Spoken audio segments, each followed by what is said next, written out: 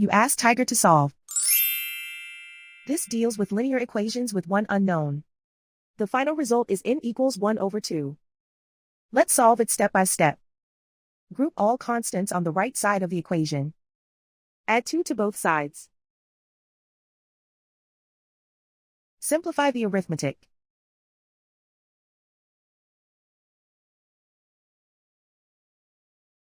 Isolate the n. Divide both sides by 12. Simplify the fraction. Find the greatest common factor of the numerator and denominator. Factor out and cancel the greatest common factor.